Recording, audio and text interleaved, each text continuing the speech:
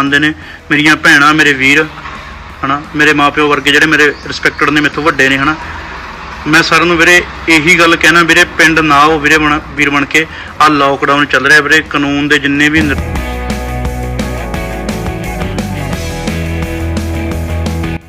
ਬਾਈ ਕਿਵੇਂ ਹੋ ਜੀ? ਪਿਆਰ ਭਰੀ ਸਤਿ ਸ਼੍ਰੀ ਅਕਾਲ ਸਾਰਿਆਂ ਨੂੰ ਜੀ। ਕੀ ਹਾਲ ਚਾਲ ਹੈ ਸਾਰਿਆਂ ਦੇ? ਠੀਕ ਠਾਕ ਹੋ ਜੀ?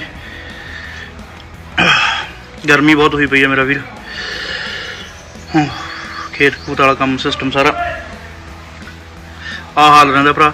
ਬਾਈ ਇੱਕ ਬੇਨਤੀ ਹੈ ਤੁਹਾਨੂੰ ਸਾਰਿਆਂ ਨੂੰ ਯਾਰ, ਸਪੈਸ਼ਲ ਮੈਂ ਕੋਈ ਲਾਈਵ ਨਹੀਂ ਸੀ ਹੋਣਾ ਕਿਸੇ ਨੂੰ, ਜਾਂ ਕੋਈ ਐਡੀ ਖਾਸ ਗੱਲ ਨਹੀਂ ਸੀਗੀ ਮੇਰੇ ਦਿਮਾਗ ਦੇ ਵਿੱਚ ਵੀ ਮੈਂ ਤੁਹਾਨੂੰ ਲਾਈਵ ਹੋਵਾਂ, ਪਰ ਮੈਂ ਤੁਹਾਨੂੰ ਇੱਕ ਸਾਰਿਆਂ ਨੂੰ ਬੇਨਤੀ ਕਰਦਾ ਵੀਰੇ, ਜਿੰਨੇ ਕੁ ਚਾਹਣ ਵਾਲੇ ਨੇ ਮੇਰੇ, ਜਿੰਨੇ ਕੁ ਮੈਨੂੰ ਆਪਣਾ ਭਰਾ ਮੰਨਦੇ ਨੇ, ਮੇਰੀਆਂ ਭੈਣਾਂ, ਮੇਰੇ ਵੀਰ ਹੈ ਨਾ, ਮੇਰੇ ਮਾਂ ਪਿਓ ਵਰਗੇ ਜਿਹੜੇ ਮੇਰੇ ਰਿਸਪੈਕਟਡ ਨੇ, ਮੇਥੋਂ ਵੱਡੇ ਨੇ ਹੈ ਨਾ।